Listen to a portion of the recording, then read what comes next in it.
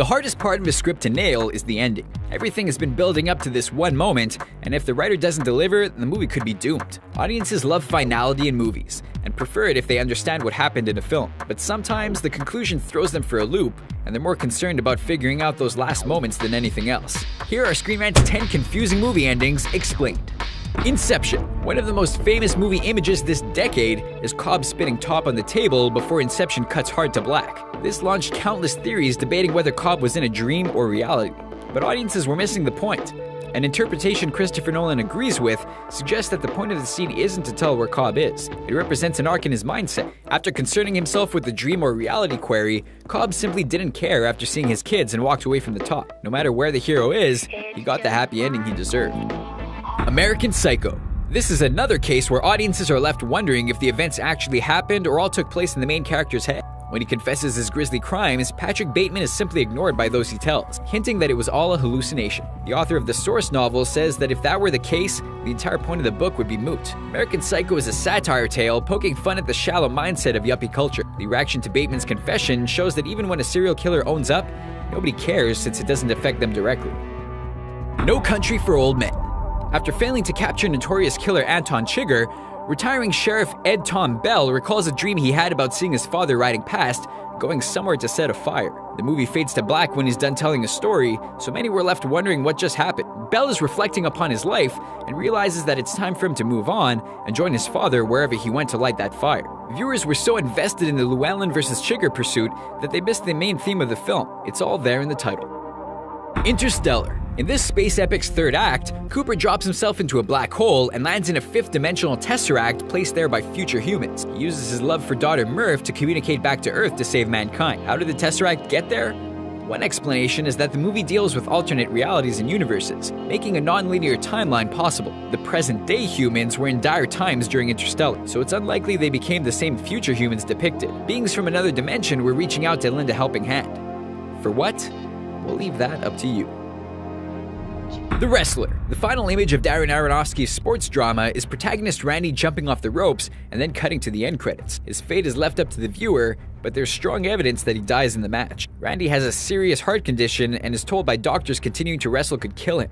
But Randy has damaged all relationships he has and goes back to the ring where he can feel alive. Aronofsky even agrees with this interpretation, saying in an interview, if not now, when, in regards to Randy's death.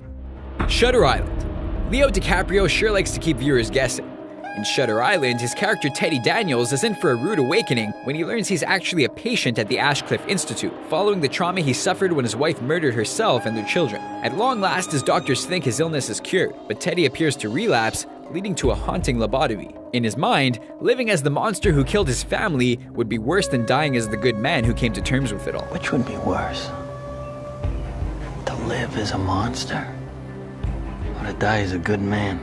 Total Recall. When Quaid's adventure plays out a little too close to the description offered by the recall officials, many are wondering if the events were all just a dream. It was intentionally left ambiguous, but director Paul Verhoeven believes it all took place in the hero's head. This could happen by Quaid's mind having a violent reaction to the implant process and incorporating things from real life to populate the dream. The name of the program is even Blue Skies on Mars, and love interest Melinda is a fantasy girl that Quaid chose himself before the implant. Things are just a tad coincidental for it to all be real. 2001: A Space Odyssey. The floating star child that's featured in 2001's final shot is a part of cinematic history, but what does it all mean? Stanley Kubrick himself tried to provide some answers. The entire film serves as a metaphor for mankind's evolution, beginning with the apes billions of years ago and working to futuristic intergalactic travel. The main astronaut, Bowman, is reborn as an enhanced being and returns to Earth to take the next big step for the species. In a way, that's inspiring, since it portrays everything as hopeful and always looking ahead to better ourselves. Birdman. When recovering from his self-inflicted gunshot wound in the hospital, actor Regan Thompson opens the window of his room and we never see him again. The last shot is his daughter Sam looking out that same window, smiling at something in the sky. One possible theory is that Regan committed suicide by jumping out the window, at peace with himself after he starred in an acclaimed Broadway play. What Sam sees is her father's free spirit floating up to the heavens for eternity, and she's happy for it. It's dark, but it gives Birdman a poignant finale that taps into strong emotions. Memento. We're not done with you yet, Christopher Nolan. In the director's breakout hit, he takes viewers on a non-linear journey that shows how Teddy became Leonard's John G. Teddy reveals that Leonard killed the real John G a while back. The real John G. I helped you find him over a year ago.